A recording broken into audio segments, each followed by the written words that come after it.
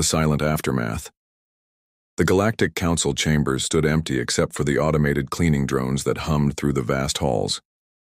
3 years had passed since the last emergency session, the one where they declared humanity extinct. The voting had been unanimous. Every species representative agreed that Earth's children had finally fallen. The evidence seemed undeniable. Earth itself had become a radioactive wasteland. The human colonies across 17 systems lay in ruins. Their fleet, that stubborn collection of modified cargo haulers and mining vessels they dared call warships, had been vaporized in the Battle of Kepler's Gate.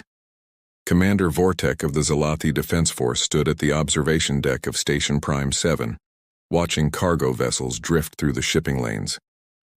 His forearms rested against the reinforced glass, each hand bearing scars from the war. He had been there when humanity made its last stand. He had watched their final ship, a battered cruiser named Hope's Defiance, ram itself into the Zalathi flagship rather than surrender. The explosion had killed 10,000 of his people.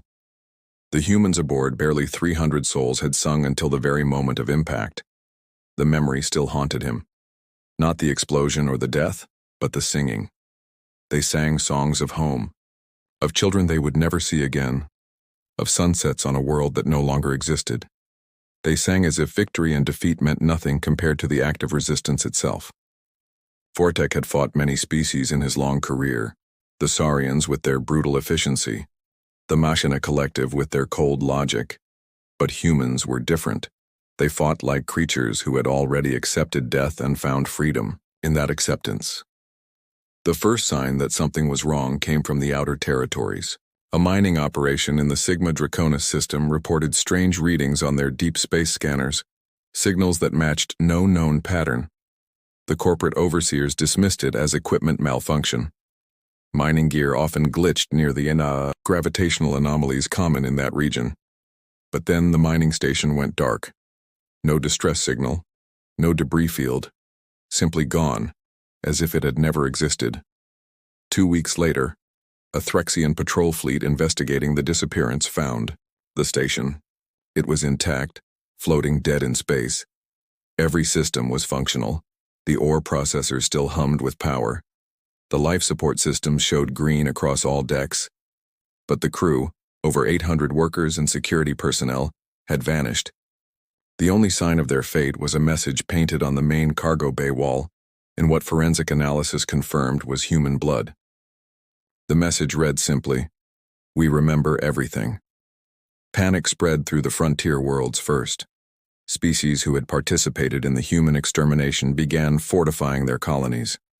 The Corvani pulled their entire fleet back to their home system.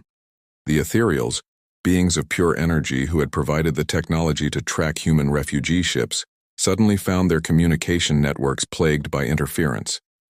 Strange voices speaking dead human languages whispered through their quantum channels. Director Kalnash of Galactic Intelligence tried to maintain order. She released statement after statement, assuring the public that these were isolated incidents. Pirates, she claimed, using humanity's reputation to spread fear. But privately, she knew better. The patterns were too precise, the targeting too specific. Every incident involved species or locations that had played roles in humanity's destruction. Someone was sending a message, and that someone knew things only humans should know. The situation escalated when War Master Theron's personal yacht was found drifting near the memorial site of Earth. Theron had led the final assault on humanity's homeworld. His yacht's crew of 50 was gone, but Theron himself remained. He was alive but catatonic, his eyes wide with terror. Medical scans showed no physical trauma, but his mind had been somehow rewired. He could only repeat one phrase in perfect, unaccented English. They evolved beyond our understanding. Research stations began intercepting transmissions from dead space, regions where no technology should function. The messages were fragments of human literature, military codes, and children's songs broadcast on frequencies that violated known physics. One transmission played on repeat for 72 hours before suddenly stopping. It was a child's voice singing a lullaby about stars being windows to heaven, where lost souls waited to come home. The merchant guilds reported their automated cargo haulers were being reprogrammed mid-route. Ships carrying weapons would dump their cargo into stars. Vessels loaded with medical supplies would mysteriously appear at planets suffering from plagues. Food shipments intended for military installations would redirect to refugee camps.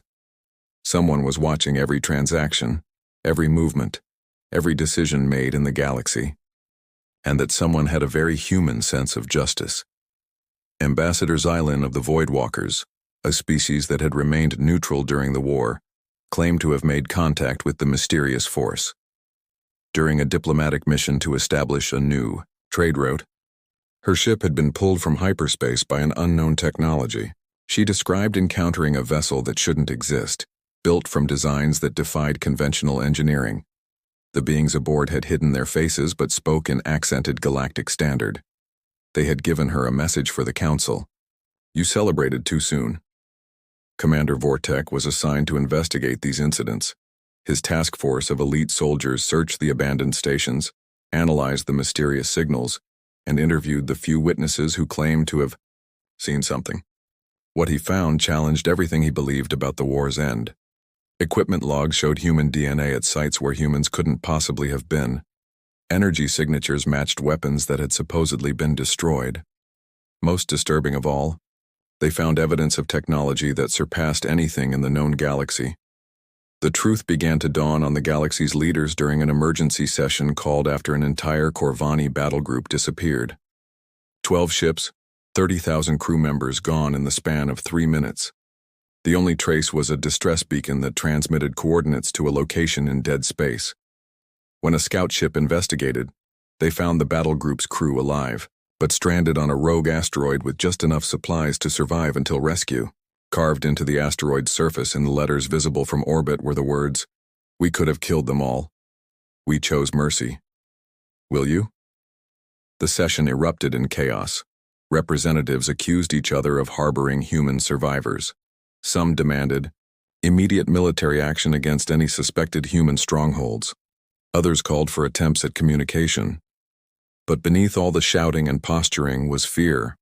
If humans had survived, if they had somehow grown stronger in defeat, what did that mean for the species that had tried to exterminate them? Commander Vortex stood before the assembly with his final report. His investigation had uncovered something that shook him to his core. The humans hadn't just survived. They had adapted. The radiation that should have killed them had triggered something in their genetics. The isolation that should have broken them had forged them into something new. They had taken their suffering, their loss, their rage, and transformed it into purpose. The galaxy had made a terrible mistake. They had pushed humanity to the very edge of extinction, thinking it would destroy them. Instead, they had created something far more dangerous than the species they had fought. They had created humans with nothing left to lose and everything to prove. The war hadn't ended with humanity's defeat. It had merely entered a new phase. And this time, the humans weren't fighting for survival. They were fighting to show the galaxy what survival truly meant. The reckoning begins. The first confirmed sighting came from Captain Reshka of the independent freighter Stellar Dream. She was running supplies to a research station near the Horsehead Nebula when her sensors detected an impossible signature. A ship was emerging from the nebula's dense clouds, a region where radiation levels should have destroyed any vessel within minutes. But there it was, sleek and dark, moving with purpose through the cosmic storm. The ship didn't match any design in the galactic database. It seemed to be built from salvaged parts of 100 different vessels, yet moved with perfect coordination. Solar panels that should have been fried by radiation gleamed with an unknown coating. Weapons ports that appeared to be standard plasma. Cannons hummed with energy signatures that defied classification. Most unsettling was the ship's transponder signal. It broadcast a simple identification. UES Phoenix Rising. Humanity endures. Captain Reshka's crew wanted to flee, but she held steady. Her species, the Nauthari, had been merchants, not warriors. They had sold supplies to all sides during the war, but had never fired a shot. Perhaps that neutrality would save them now. She opened a communication channel and spoke in careful galactic standard. The response came in multiple languages simultaneously. as if spoken by dozens of voices in perfect harmony. Captain Reshka, your vessel supplied medical stations during the war. You saved human lives when others let them die. Pass freely, and know that humanity remembers its friends as clearly as its enemies. The encounter spread through communication networks faster than light. Within hours, every government, military organization, and corporate entity knew that humans were not only alive but actively operating in galactic space. The reactions varied from disbelief to terror to desperate attempts at damage control. The Galactic Council called an emergency session, this time with full attendance. Even species from the far rim who hadn't participated in generations sent representatives. 3 days into the debates, as arguments raged about how to respond, every screen in the council chambers activated simultaneously. The security systems, supposedly impregnable, offered no resistance. A figure appeared on the displays, humanoid in shape, but obscured by shadows and static. When it spoke, the voice carried the weight of countless others, a chorus of the lost, speaking as one. Members of the Galactic Council, 3 years ago you declared humanity extinct. You celebrated the destruction of our world, the slaughter of our children, the end of our dreams. You thought you had won a war. You were wrong. You had only won a battle. The war never ended, it simply changed. The figure stepped forward slightly, enough to reveal scarred hands and eyes that seemed to hold starlight. We are the survivors, the ones who crawled from the rubble of our colonies, the ones who breathed radiation and learned to thrive in it, the ones who watched our planet burn and decided that extinction was not our fate. We are humanity reborn in the forge of your hatred. Representative Gal of the Corvani Empire stood, his warrior's pride overcoming his fear. You are few, and we are many. If you reveal yourselves, we will finish what we started. This is not a threat, but a promise. The figure on the screen actually laughed, a sound that sent chills through even the most battle-hardened representatives. Few, Ambassador, you have no idea what we have become. Would you like a demonstration? Before anyone could respond, every weapon in the council, chambers deactivated. Personal shields flickered and died. The massive defense platforms orbiting the station powered down. In the span of 3 heartbeats, the most secure location in the galaxy became completely defenseless. Then, just as quickly, everything reactivated. The message was clear. They could have killed everyone in that room, and no one could have stopped them. We survived your worst, the figure continued. Your plasma bombs, your biological weapons, your attempts to burn us from history. But we did more than survive, we evolved. The radiation you used to poison our worlds? Our bodies now process it as energy. The isolation you forced upon us? We learned to link our minds, to become more than individual humans. We became something new. Director Kalnash found her voice. What do you want? Revenge? To destroy us as we tried to destroy you? The figure shook its head slowly. If we wanted revenge, you would already be dead. Every species that participated in our attempted extinction, every world that celebrated our fall, every government that voted for our destruction. We have had 3 years to plan, to position ourselves, to prepare. We could end you all within a single rotation. The council chambers fell silent. The weight of that statement, delivered without boast or threat, but as simple fact, pressed down on every being present. The figure continued. But we are not you. We do not mistake power for purpose. We do not confuse fear for respect. We survived your attempt to destroy us, and in surviving, we learned something you have forgotten. True strength is not in the ability to destroy, but in the choice to create. We offer you a choice, the figure said, its voice now carrying warmth alongside the steel. Acknowledge what you did, not with words but with actions. Dismantle the monuments to our extinction. Return the resources stolen from our colonies to the refugees who still wander the galaxy. Most importantly, never again attempt to exterminate a species simply because you fear what they might become.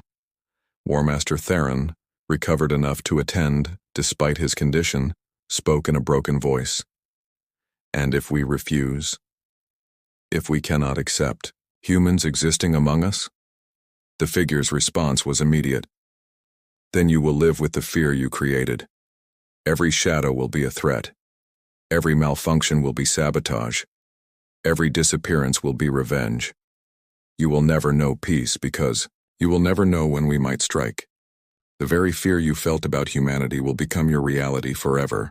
But choose coexistence, choose acknowledgement of your crimes and genuine change, and we will emerge from the shadows. We will share what we have learned in our suffering. The medical advances from adapting to radiation, the agricultural techniques, from growing food in dead soil, the unity we found in near extinction. We offer you the chance to learn from your mistake rather than be destroyed by it. The transmission began to fade, but the figure had one final message. You have one solar rotation to decide. Look to your skies tomorrow. If you see new stars, know that those are our ships emerging from the dark. Whether they come in peace or in judgment depends entirely on you. Humanity endures. Humanity remembers. Humanity waits. The screens went dark. For long moments no one moved or spoke. Then the arguments began anew, but with a different tone. Fear had been replaced by something else, a recognition that they stood at a crossroads. Some representatives called for immediate compliance with the human demands. Others insisted on resistance. A few suggested negotiation. Commander Vortek listened to the debates with growing frustration. They still didn't understand. He had seen humans fight. He had watched them choose death over surrender countless times. But more importantly, he had seen them rebuild after disasters, forgive ancient enemies, and find hope in the darkest moments. If humanity was offering a chance for coexistence, it was not from weakness, but from a strength the galaxy had never recognized. He stood and walked to the center of the chamber. His voice carried the authority of someone who had faced humanity in battle and lived to tell about it. I fought the humans. I watched them die by the millions. I celebrated with you when we thought them gone. And now I stand here to tell you that we have a choice between wisdom and extinction. They could have killed us all today. They chose to talk instead. They could have destroyed our worlds as we destroyed theirs. They chose to offer partnership instead. This is not weakness. This is the evolution they spoke of. They have grown beyond the need for revenge. Can we grow beyond the need for domination? The next rotation came too quickly for some, too slowly for others. As the first light of various stars touched different worlds, beings across the galaxy looked to their skies, and there they were. Ships beyond counting emerging from dark space, from nebulas, from the void between galaxies. They didn't attack. They didn't threaten. They simply made themselves visible, a demonstration of presence that shocked even the most pessimistic estimates. Humanity had not just survived. They had thrived in the darkness, built in the shadows, and grown in ways the galaxy couldn't have imagined. The psychological impact was immediate and overwhelming. Every military strategist realized that if humans had hidden this many ships, what else had they hidden?